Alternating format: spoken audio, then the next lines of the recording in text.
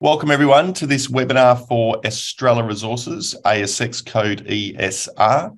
Shortly, I will introduce Non-Executive Chairman Mr. Les Pereira, who will provide an update on the company's activities at the emerging Spargoville Nickel Project in WA, which is rapidly approaching the production phase. The presentation will also discuss Estrella's ongoing exploration activities at the highly prospective Carboid Nickel Project, where the company has encountered massive nickel sulfides along a 75 square kilometre mafic igneous complex. Following the presentation, attendees will have the opportunity to ask questions of Les during a Q&A session. So as the presentation is occurring, think about the questions you would like asked and submit them in the Q&A box at the bottom of your screen, and I'll put them to Les during the Q&A section. Okay. Let's get started. I would now like to introduce Estrella Resources Non-Executive Chairman, Mr. Les Pereira, who will give you the formal presentation. Les, over to you. Thanks, David. Thank you very much. And thanks, shareholders, for taking the time to listen to what we have to say. Estrella is a company based in WA. We've got two projects. If we want to move through to the first slide, one is Spargoville, and the other one is the Carboid Rocks. Now, Spargoville was a group of mining concessions, which we've acquired a while ago when the nickel price was low. And there's four ore bodies which we're looking at. It's around about 80 kilometres south of Kalgoorlie, and it's close to infrastructure, roads, everything in the area is needed. Spargoville is what we're concentrating at the moment. We have been working on a DFS, which I think everyone knows about. The DFS is very close to completion. I know it's taken longer than what we all expected, but as down the track, you'll find out that when we made the decision to go underground, and the reason we've made that decision to go underground was because once we'd done the slot cutout, we'd worked out that the ground conditions would satisfy an underground operation, but also when you're doing an open pit, we had to encroach onto the neighbour's border, and the neighbour made it economically unviable for us to go down that pathway. So it wasn't attractive enough. And then once we've actually started looking at it, our project, at the project as an underground operation, we've come to think that it's actually probably the better way of going. The Carboid Nickel Sulfide Project, which is north of Kalgoorlie, is a massive project, which I'll see later on the slide when you compare it to the area of Kalgoorlie and Boulder. It is a highly prospective nickel sulfide project, but it contains the Carboid nickel mine, which has been previously mined. So we knew there was nickel there. Around about two and a half years ago, or 2 years ago, we discovered the T5 project, T5 area, which was what significantly rose our share price about 2 years ago. Next slide, please. Now, Spargoville, we'll get back to the Spargoville. Consists of, as I said, four concessions. You've got your 5A, the Andrews mine, 5B and 1A. We bought them off for WA Nickel back in about 2017, and we bought them very cheaply. They've been previously mined, and there is a lot of remnant nickel sulfide mineralisation, which we intend to actually access now when the nickel price is high. And there is also extensive exploration potential at depth. So as we go, like the previous operators had mined certain areas of it, but we know that there's a lot more nickel around that area. And with the nickel price where it is right now, it becomes a very attractive proposal to move forward. The reason why we've actually decided to go and mine Spargoville is because that potential cash flow from that region will actually allow us to go and develop and do more continuation of exploration of Carboid and also the Spargoville deeper areas. Next slide, please. So where we're at the moment is the 5A nickel deposit. Now, our DFS, which has been taking a while, is very well advanced. We've just currently delivered just over 2,500 or just under 2,500 tonne of 5A ore delivered to the Murrin HPAL plant. The results which we got, the information we got back from Murray and Glencore last week was basically said that the ore satisfied all their requirements and they were very happy with it. So that's just ticked another box off for us to go into our 5A development project, and also helps us complete the DFS. So next stage is we're looking at how we're going to do it. And as we've all just seen recently, we've been looking at the underground operation. The underground operation we're originally looking at the open pit, but as I said just previously, was that the next door neighbour made it difficult. Plus also the size of the pit, we could only go down to that bottom area of 80 metres. Once we got there, we'd have to open up the pit, and we're also mining a lot of waste material. The actual mining of the operation is probably better underground because we can control I've lost the word now for it. We can control our concentrations, or our grade, the grade. And we can actually control our grade, which makes it a lot more beneficial for when we're selling our ore to Murray. The underground operation also will allow us to put an underground drill pad in, which will allow us to further test the deeper extensions of the project, which we know that is all down there. We've just got to further test it. And then if it's an underground operation, we continue to go down further as we go. Next slide, please. Once again, we are very happy with the way our definitive feasibility study is going. We are at the stage now. We have got talks with the mining contractors. They are putting in their final quotes so that we can actually make a decision subject to the nickel price, which is important because at the moment it is a feasible project. But if it goes down much lower, you start looking at, are we going to be pulling out ore and selling it for less than what it's costing us to get it out of the ground? We believe that the nickel price is going to continue to move on an upward trend. If you look at the long-term graph, it is continuing going in an upward trend. There's always going to be ups and downs. Around about 3 or 4 months ago, we're up at $28,000 US per tonne. Now it's down to $21 US, $21,000 US per tonne. So there is ups and downs as you go, but in the general overall trend, it's in an upward motion. The main reason for that is that you're in an area of critical metals, which is very important for the EV market. And we are making sure that we are going to tap into that as we develop these projects.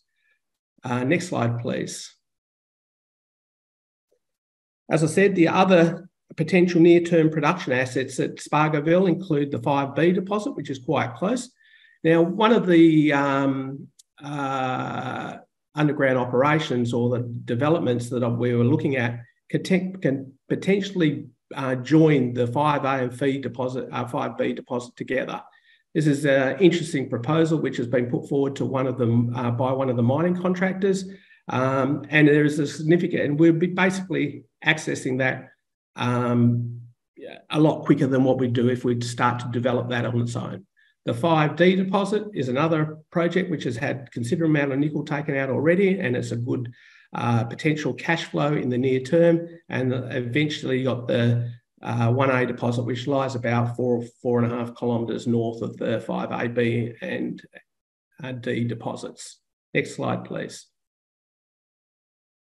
As you see, the reason why we're in the nickel industry is because with the EV market, and you've got all the governments in the world talking about everything's got to go electricity. The cars have got to have things. Nickel is one of the main metals which is used in the battery markets. Our nickel at Spargoville is a nickel sulfide concentrate. It can be transferred into a purified nickel, which goes into form the cathodes and the batteries. It's just one of the minerals which we believe in the future, with copper, with manganese and lithium, which is just running out of, it's just not going to be enough for it there, considering what the governments are saying they require for all the world's battery markets and requirements. We're looking at other projects as well. which are in that thing. So anything which is in that critical metal market, we are constantly analysing as we're going along. Next slide, please. Now, the Carboid project. Now, this is the main project exploration play which we have been working on for the last 2 years. It's a massive project, and I'll show you a little bit later on when you compare the size of it to Kalgoorlie and Boulder area. It's huge.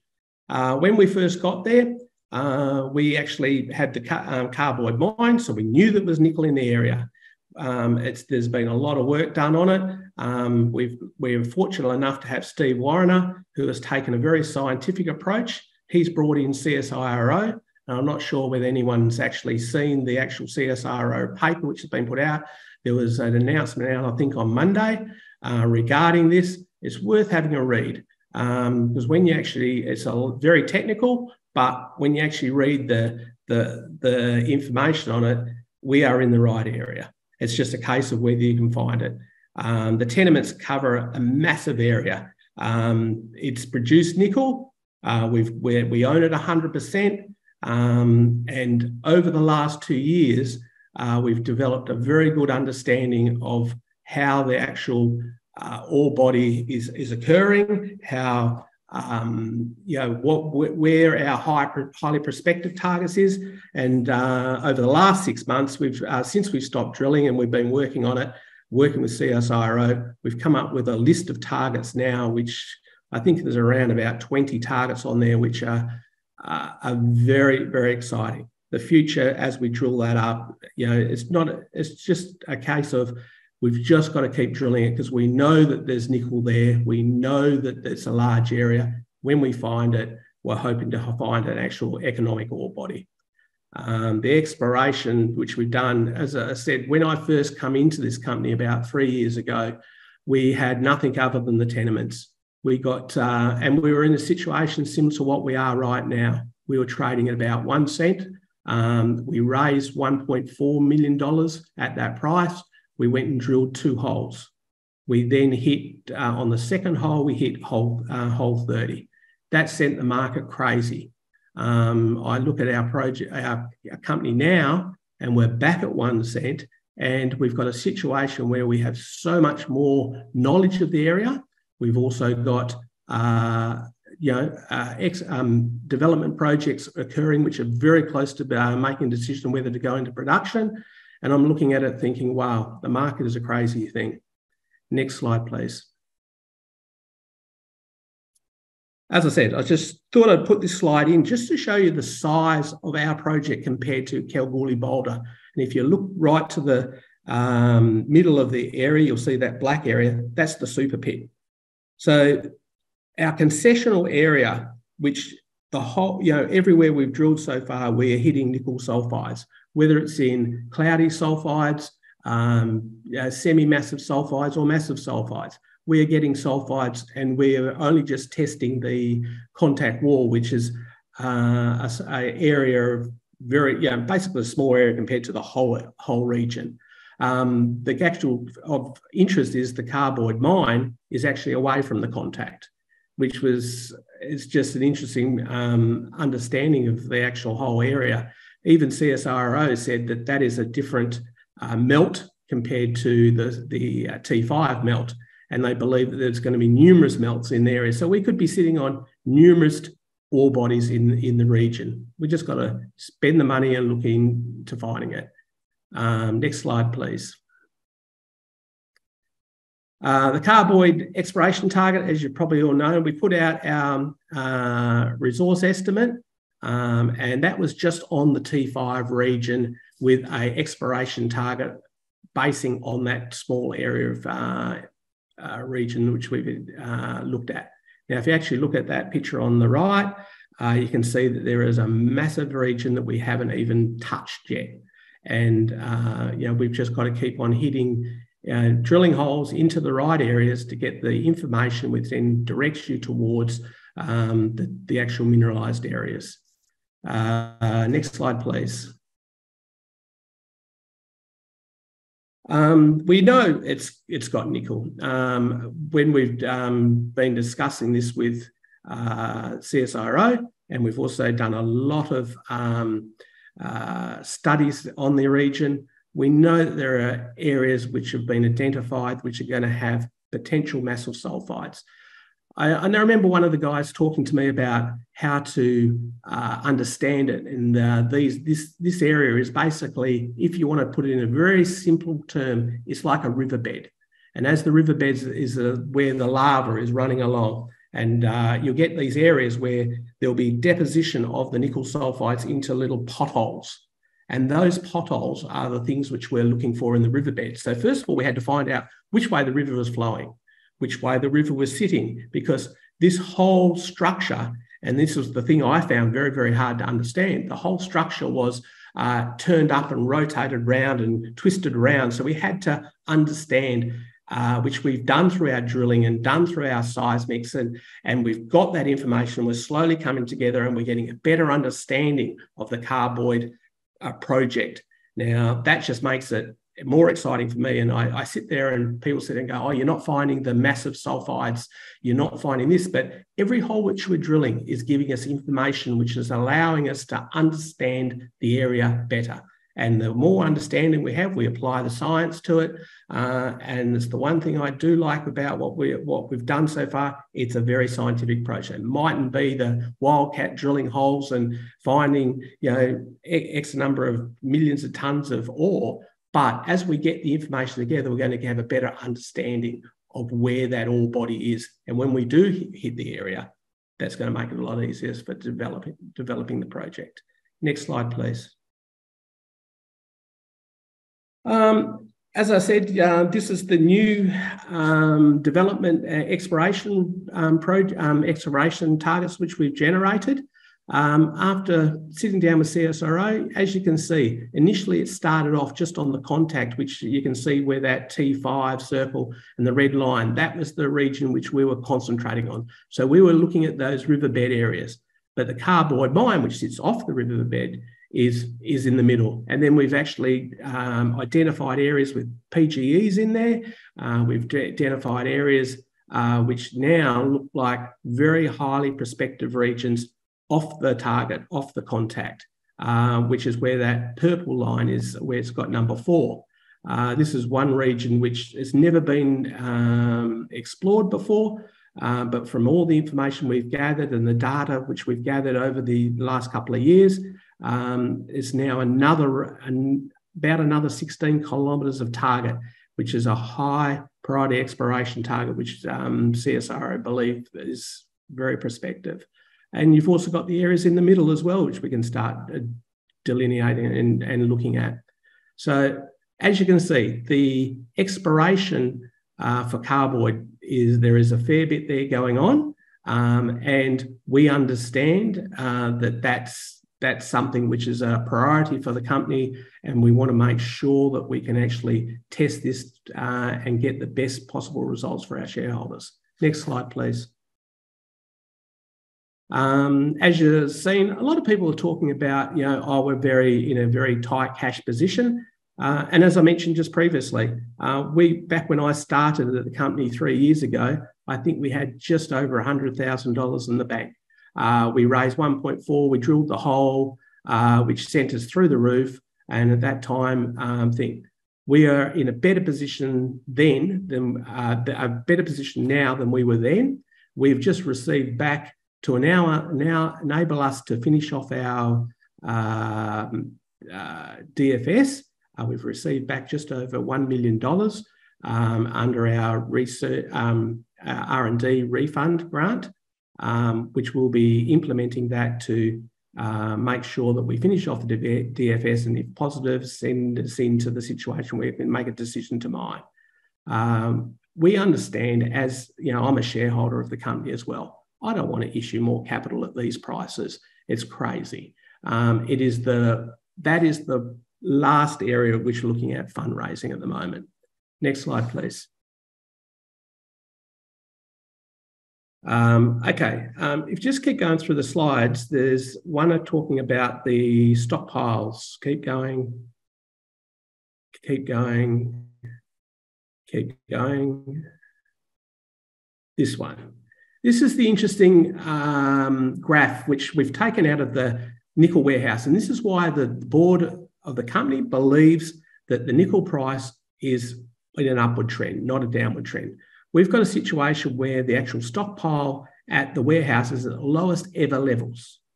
And you've got a situation where the government is making overtures to all the people in the world that you've got to get into an electric vehicle. You've got to have electric batteries on your walls to make sure you can sustain the power shortages which are developing.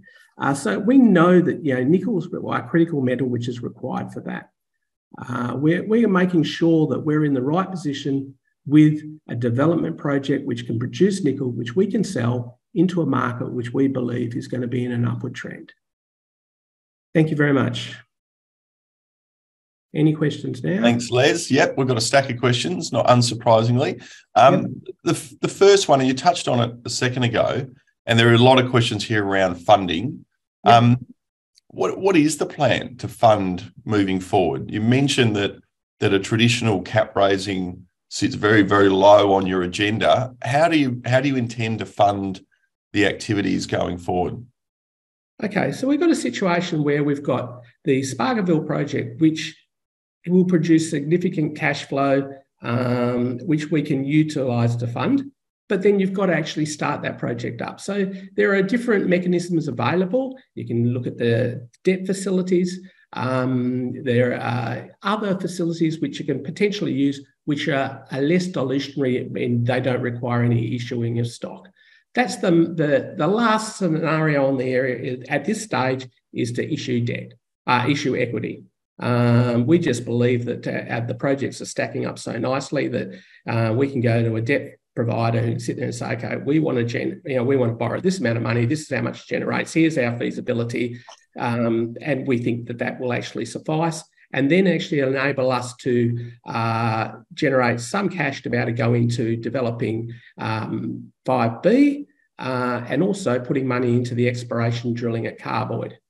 Plus, also with drilling at Carboy, people sit there and say, "Oh, over the years you've spent a fair bit of money." I'm actually very proud of the company. In the last 6 months, in the last half yearly, 82% of the money came into the actual business was spent in the ground. We've spent a lot of money in drilling, and we didn't get the massive hits that everyone demands on in a marketplace like the share, like in where our shares are. But we did get a lot of information. Every hole that we drilled gave us information which is going to lead us further into the project and give us a better understanding where the potential ore body is going to develop. And during that, we've actually been putting that information out. We've been approached by a couple of relatively significant parties who are potentially looking at joint venturing with us. And we are in discussions with them at the moment just to get an understanding of what they believe is good and what we believe is good for us and our shareholders. So, as I said, at this stage, an equity raise is very low on our list of probabilities. I'll park the last bit of that conversation for a second because we do have a lot of questions around the DFS, and I know you did touch on it in the presentation. What do you think the timing looks like to completion? It's a key study because it then, as you say, gives you the opportunity to talk to financing partners and also then gives some clarity around potential revenue to the company that can be used in other areas. So what's the DFS timing look like? DFS is imminent. One of the final things was the delivery of ore to Glencore. We had to make sure we could actually sell it. And the Glencore have come back with us in the last couple of weeks. I think it was end of last week, and basically said it satisfied all their requirements and we're happy with what we provided with them. So that we've got a situation where we've got a place which we can potentially deliver our ore to. They are happy with the qualities, and that is exactly what we expected it to be. In regard to now, we've got to start looking at the actual costing of the mine, and that's fairly developed at this stage. We've been doing that over the last a couple of months while we've been working as getting the understanding of that we were going to do an underground operation. One of the reasons we were a bit delayed was we were originally only looking at an open pit design.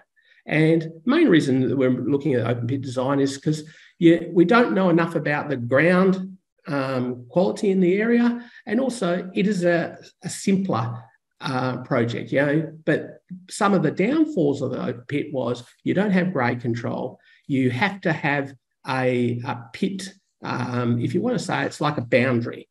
And that actually went over into our neighbour's boundary. And after discussions for a couple of months with them, they basically, it was a hard one that we couldn't have come to an agreement which would have been economical. We didn't believe it was fair and reasonable on their behalf. So when we developed took out the slot, we come to realise that the ground quality was good enough for an underground operation. We then spoke to some of the underground mining operators, and basically they said, look, this is crazy. You can actually get greater ground control, plus also you can access your deeper ore, because by putting the inclines down, you're already halfway down and you can drill, which is going to be a cheaper drilling program than if we're drilling from the top of the surface, because you're already down 120 metres. And you can actually access drilling program, which is going to be cheaper. And potentially, if the ore's there, we can actually just further extend that incline to actually access the ore quicker. So there was a lot of positives on the DFS, and that's made us we're at a situation now where the DFS, we're just waiting on the final costings from the mining contractors and just seeing whether they stack up with the nickel price and the permitting, the government permitting, which is required. And then we'll make the decision whether we're going ahead or not. Okay, so some good clarity there on the DFS. Now, you touched on a second ago or a little while ago, a potential funding scenario could involve a joint venture partner. Now, keeping in mind there's nothing disclosed to the market, and there's no commercial terms yet to discuss, but how likely or how active do you think a joint venture opportunity could be for the company, keeping in mind, like I said, there is no commercial terms, nothing's been disclosed, but is a joint venture a realistic opportunity for the company, particularly at Carboid? It's definitely an opportunity we've got an unbelievable project at Carboid, and it's just such a big project, and the potential of something massive hiding in that region is very high. So for a group on the outside that are looking at, and there are a lot of people which would be looking at our announcements, looking at our data, which would be looking at going, okay, well, and it's like anything. They would prefer to see us take most of the risks, which is where we're at. We've been taking the risks. Now we're sitting, we've actually got some very credible data. We've got the backing of CSIRO, which are basically saying, guys, keep drilling. You've just got to keep on working out where this is going, how the whole model is developing. And our model is developing each hole we're drilling. And it's de-risking it every time we drill a hole. So you've got people out there looking at that and they're saying, well, somewhere along the line, we're going to have a look at, if we want to get into nickel, and if it ends up being a massive project, then this is a very good opportunity for them to come in and help us in these early stages. And there are people that have been talking to us and constantly, over the last 2 years, we've had different conversations. But these are people that are contacting us, not we're contacting them at these stages. So we are in a fortunate situation that we actually do have interest in that region. Now, in terms of Carboid, what's the plans there? Drilling soon? As you said, every time you put a hole down, you're learning more, and it's giving you a greater understanding of the size of the potential and where to vector in on. What's the plans regarding drilling at Carboid? Plans drilling at Carboid at the moment is if we get a party which we can work with and is beneficial for both of us, we would start drilling there basically immediately. If not, we would then look at, as we bring cash flow from Spargoville, we would look at starting that. And Spargoville is actually quite a small operation, but a very quick operation as well. We're looking at, once we start, 6 to 9 months for 5A to be mined, and you get significant cash flow out of that if the nickel price stays where it is or goes higher. So that would actually enable us to start getting into the drilling at Carboid as well. And there are other things which we're looking at. As I said, you've got the joint venture. There are other methods which we may be able to look at of funding that drilling program as well. Now, you mentioned right towards the beginning, you're a shareholder, a significant shareholder in the company. So it would be remiss of me, with the significant number of shareholders watching the webinar, to not talk about the share price and your views on it. Firstly, your view on the share price, but also what are the catalysts that are going to see the rapid growth in the share price over the coming months? Okay. First of all, I'm a director of the company. Every director is going to think the share price is undervalued.